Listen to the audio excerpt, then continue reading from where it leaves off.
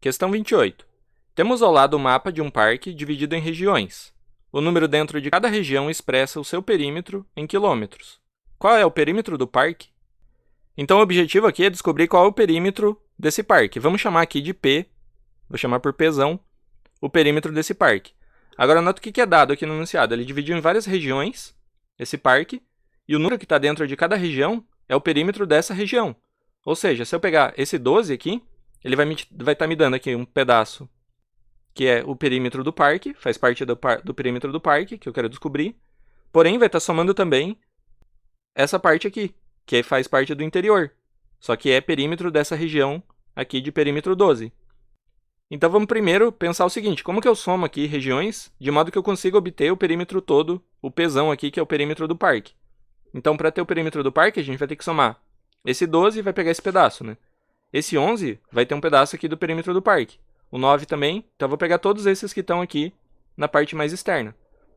Ou seja, se eu somar ali 12, mais 11, mais 9, mais 4, mais 6, eu vou estar somando todos os perímetros que fazem parte do perímetro do parque. Então vou somar todas essas regiões aqui. Faz parte dessa soma. Porém, eu vou estar somando mais coisa também, né? Eu vou estar somando todos esses vermelhos aqui do interior. Porque essa parte aqui vermelha faz parte do perímetro da região aqui de perímetro 11. Essa parte aqui faz parte do perímetro dessa que tem perímetro 9. E assim por diante. Então, se eu somar todos esses, 11 mais 12 mais 9 mais 4 mais 6, eu vou ter somado todo o perímetro P do parque.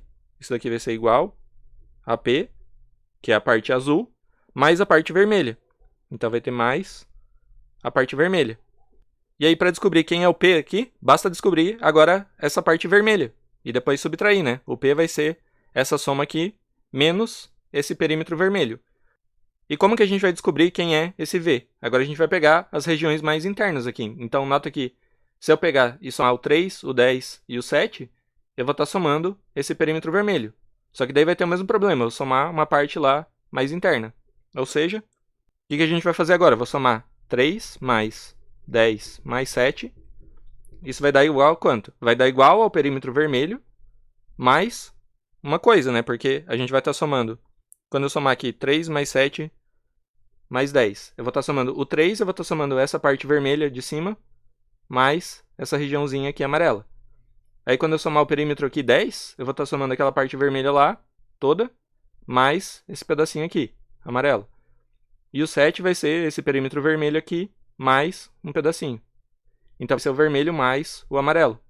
Só que o amarelo a gente sabe, é 4, porque é o perímetro dessa região aqui do centro, que ele deu, que vale 4. Então na verdade esse amarelo eu vou trocar por 4. Então eu sou capaz agora de descobrir quanto vale o V, né? O V vai ser igual. Do lado esquerdo aqui a gente tem 3 mais 7 mais 10, vai dar 20. Menos o amarelo, né, que é 4. Então o vermelho vai ser 20 menos 4, que dá 16. Então a gente descobre aqui que o perímetro que está em vermelho tem medida 16. E agora basta voltar aqui e trocar o nosso V por 16. Então quanto que vai ser o nosso P? O P vai ser igual a essa soma aqui, que dá quanto? A gente tem 11 mais 9 dá 20, e aqui 4 mais 6 dá 10. Então tem 30 mais 12, 42. Então o P vai ser 42 menos o 16, que é do vermelho. E isso daqui vai dar quanto? 42 menos 16 dá 36, 26. Portanto, a gente descobre que o P vale 26 quilômetros e a resposta aqui é a letra B. Agora a questão 29. E claro que essa é uma das mais difíceis da prova, tanto que é a penúltima questão. Lia quer escrever os inteiros de 1 a 9 nas 9 casas ao lado, de modo que os inteiros escritos em quaisquer 3 casas consecutivas têm como soma um múltiplo de 3. De quantas maneiras diferentes ela pode fazer isso? Então ela vai preencher esses quadradinhos aqui todos com números inteiros de 1 a 9, e ela quer que inteiros escritos em quaisquer 3 casas consecutivas tenham como soma um múltiplo de 3. Então sempre que eu pegar aqui quaisquer 3 casas consecutivas e somar os números nelas, vai ter que ser um múltiplo de 3.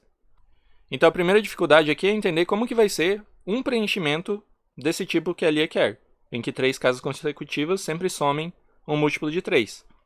E aí, como que a gente quer olhar para múltiplos de 3, é importante pensar no resto da divisão por 3. Se eu escrever aqui os números de 1 a 9, nota que dá para separar eles em 3 colunas. Essa coluna aqui do 1, 4, 7 são os que têm resto 1 na divisão por 3. A segunda coluna dos que têm resto 2. E a terceira são os que têm resto 0, que são exatamente os múltiplos de 3. 3, 6 e 9. E aí, se você tentar preencher aqui do jeito que ele quer essa tabela, você vai perceber que para preencher aqui 3 casas consecutivas, de modo que sempre 3 casas consecutivas tenham soma múltiplo de 3, você sempre vai ter que pegar, em 3 casas consecutivas, números de colunas diferentes aqui. Um número com resto 1, outro com resto 2 e outro com resto 0. Então, só para a gente entender onde que falha se a gente não fizer isso, de pegar um número de cada coluna. Imagina que eu vou colocar 2 números da mesma coluna aqui dentro de 3 casas consecutivas. Então, por exemplo, vamos pensar que a gente vai usar o 4 e o 7. O que acontece se eu colocar o 4 e o 7 aqui? Então, repara que esse aqui tem resto 1 na divisão por 3, esse tem resto 1. Então, somados, eles têm resto 2. Então, o número que vai aqui do lado do 4, para esses 3 terem a soma múltiplo de 3, vai ter que ter resto 1 também. O único número que pode ir aqui, sem ser o próprio 4 e o 7, que já foram, vai ter que ser o 1. Porque daí você tem 3 números de resto 1, quando você somar, tem resto 0. De fato, 1 mais 4 dá 5, mais 7 dá 12, que é múltiplo de 3. Só que daí qual que é o problema? Se você pegar aqui por outro lado, você teria que também colocar outro número aqui com resto 1. E não tem. A gente já usou 1, 4 e 7, então não tem como preencher essa daqui. Então qual que seria um possível preenchimento aqui? A gente teria que escolher uma sequência de restos aqui para as 3 primeiras casas. Por exemplo, resto 0, 1, 2. Vamos colocar aqui o mais simples, começando com um número de resto 0, um de resto 1, um de resto 2. São 3 colunas diferentes. Então, se a gente somar 3 números desse tipo, sempre vai dar múltiplo de 3. Porque um tem resto 1, outro tem resto 2. Somados tem resto 3. Só que resto 3 na divisão por 3 é o mesmo que resto 0. Então, vamos ver aqui no exemplo. Então, se eu pegar um de resto 0, poderia ser qualquer um aqui. Vou escolher o 6. Aí, um de resto 1, pode ser qualquer um, vou pegar o 1. E um de resto 2, está na segunda coluna aqui. Pode ser 2, 5 ou 8, vamos pegar o 8. Então, nota que essa soma aqui, o 6 já é múltiplo de 3. E 1 mais 8, 9. Então, você tem 9 mais 6, 15, múltiplo de 3. E aí, repara que aqui dá para continuar, porque agora tem uma coluna com resto 1, outra com resto 2. Então, o próximo que vai aparecer aqui tem que ter resto 0, necessariamente. Porque essa soma desses dois já dá múltiplo de 3. Então, se eu somar aqui 3 e tem que dar múltiplo de 3, o único jeito é colocar um da coluna do resto 0. E nota que a gente já usou o 6. Aí, quantas possibilidades sobram? A gente pode usar ou 3 ou 9. Então, por exemplo, eu colocaria o 9 e aí continua. Então, você vê que vai continuar aqui o mesmo padrão sempre. Você vai ter resto 0. Se você começar com resto 0, 1, 2, então os próximos 3 vão ter também resto 0, 1 e 2. Porque aqui você teria dois números, um com resto 2 e outro com resto 0. A única opção seria colocar um aqui nessa casa que tenha resto 1. Aí depois você vai ter um com resto 0, outro com resto 1. A única opção é colocar um com resto 2. Então, seguiria esse mesmo padrãozinho aqui. Então, tudo isso foi só para explicar aqui como que vai ser um preenchimento possível dessa tabela aqui da Lia. Agora, a gente quer contar todos os possíveis preenchimentos. Então, o que a gente precisa escolher? A primeira coisa que a gente vai precisar escolher é essa ordem aqui dos restos, que no exemplo que eu dei, né, foi resto 0, 1 e 2, nessa ordem. Só que não precisa respeitar essa ordem. A gente poderia escolher, por exemplo, 0, 2 e 1. Ou então começando com o resto 1, né? A gente poderia também começar com 1 da coluna de resto 1, e aí 0, 2. Ou então 1 e depois 2, 0. Então o que a gente nota aqui é que vão ter 6 possibilidades para escolher essa ordem dos restos das 3 primeiras casas. Então já coloquei aqui começando com 0, né? Começando com 1, todas as possibilidades. E também começando com 2, né? 2, 0, 1 e 2, 1, 0. Então esse aqui é o total. 6 possibilidades. De quê? De escolher. Essas são todas as possibilidades de escolher qual vai ser a ordem dos restos aqui para as 3 primeiras casas. E aí agora a gente vai ter que contar para cada uma dessas possibilidades de quantas formas eu posso preencher a tabela. Ou seja, se eu começar aqui, nesse primeiro caso, com os restos 0, 1 e 2, de quantas formas eu posso preencher essa tabela? Então é só seguir a mesma ideia que a gente fez no exemplo. Então, se eu tenho que colocar aqui nessa casa um número com resto 0, quantas possibilidades eu tenho para colocar aqui? São 3 possibilidades, né? Por quê? Porque tem que ser da coluna de resto 0. Ou então, ou começa com 3, 6 ou 9. E aí, se eu tenho que colocar na segunda casa um número de resto 1, quantas possibilidades eu tenho? 3 possibilidades. Porque, de novo, agora tem que ser na coluna do resto 1, que é a primeira coluna. Pode ser 1, 4 ou 7. Aí na terceira, a mesma coisa. De resto 2, 3 possibilidades. E aí lembra que eu falei, né? Se eu estou nesse primeiro caso aqui, em que eu escolhi as 3 iniciais como sendo resto 0, 1 e 2, então a sequência aqui vai ser a mesma. 0, 1, 2, 0, 1, 2. Não tenho outra escolha. Só que aí, para quais números eu vou colocar aqui na casa, eu vou ter menos escolhas, né? Porque, como a gente fez no exemplo, imagina que eu coloquei aqui um cara da coluna de resto 0 que foi o 6. Então eu já usei o 6. Então, para essa coluna aqui, de resto 0, sobraria só o 3 ou 9. Então, são 2 possibilidades. Você tem que pensar que você já usou um número aqui de resto 0, já usou um número aqui de resto 1 e um aqui de resto 2. Então, para esses próximos aqui, você vai ter 2 de resto 0 possíveis. Aqui você vai ter 2 possíveis de resto 1 e aqui também 2 possíveis de resto 2. E depois que você já tiver usado 2 de cada coluna, aí só vai sobrar uma possibilidade. Um número aqui de resto 0, então a partir daqui vai ter uma possibilidade apenas para cada coluna. Uma possibilidade e uma possibilidade. Então, recapitulando, a gente está considerando o primeiro caso em que a gente escolheu aqui a sequência de restos para as 3 primeiras casas como sendo 0, 1 e 2.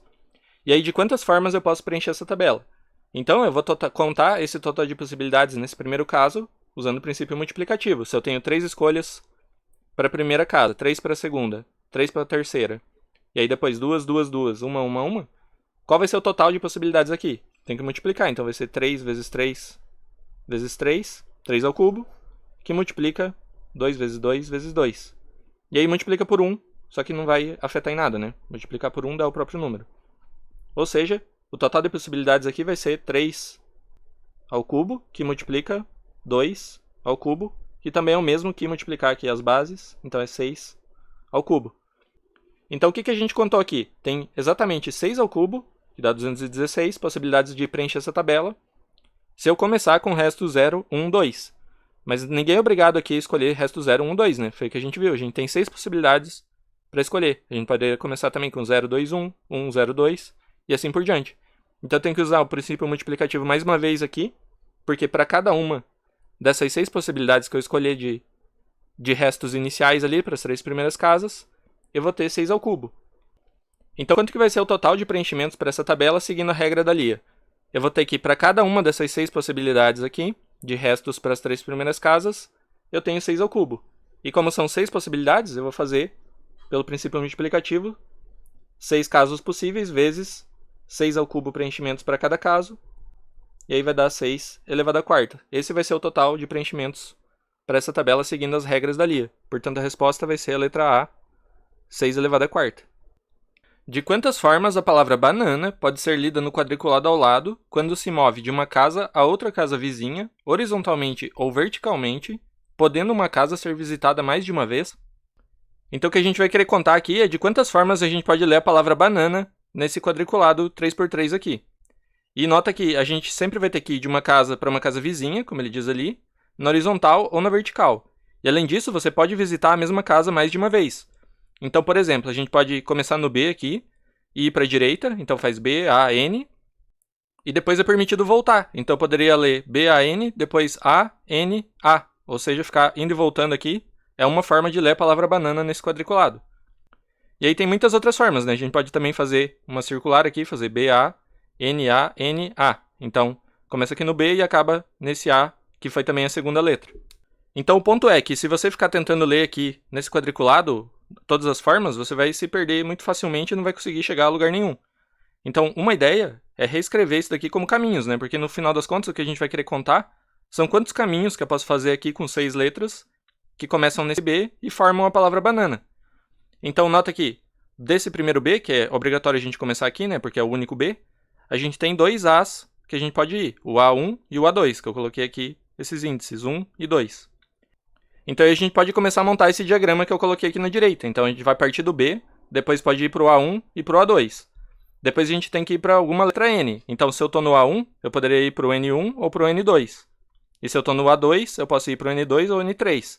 Então a gente tem esses 3 possíveis N aqui, que são da diagonal, um deles vai ter que ser a terceira letra da nossa palavra banana. Aí depois a gente vai para o A1, A2, A3 ou A4, porque uma vez que eu estou num desses N's aqui da diagonal, eu vou ter 4 possíveis As aqui ao redor, né?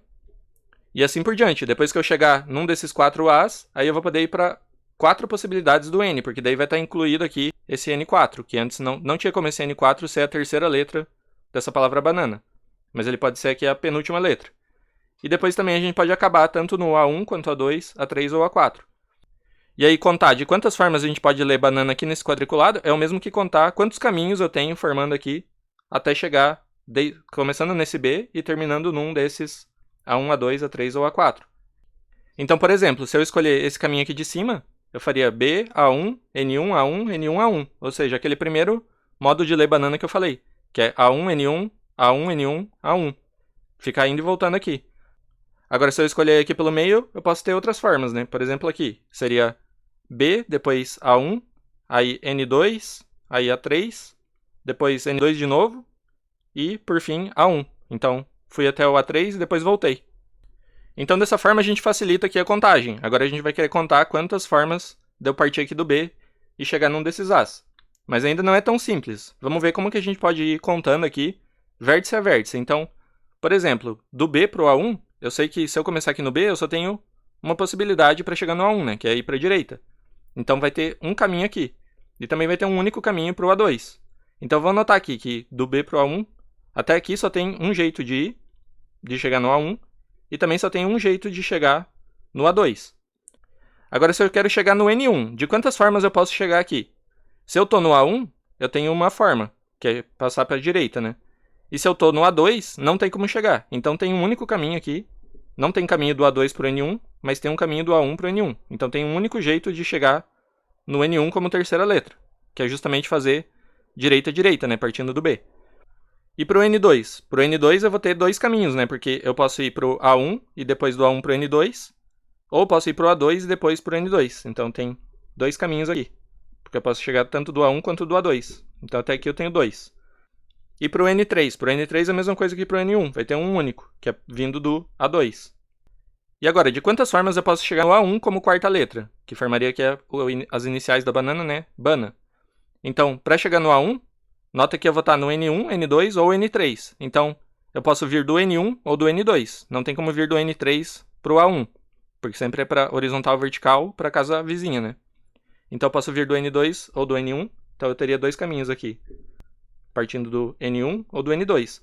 E como eu tenho um caminho chegando até o N1 e dois caminhos chegando até o N2, vai ter no total 3 caminhos aqui. A gente está usando o princípio aditivo, né? A gente tem um caminho até o N1 e 2 até o N2. Então, eu vou ter 3 no total, chegando até o A1. E até o A2. O A2 está aqui. Então, o A2 só pode vir do N3 e do N2.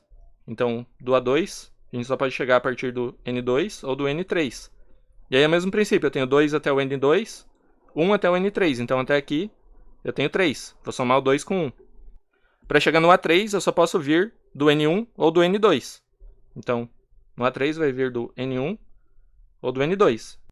E aí, de novo, 1 mais 2, 3 caminhos no total, até chegar no A3.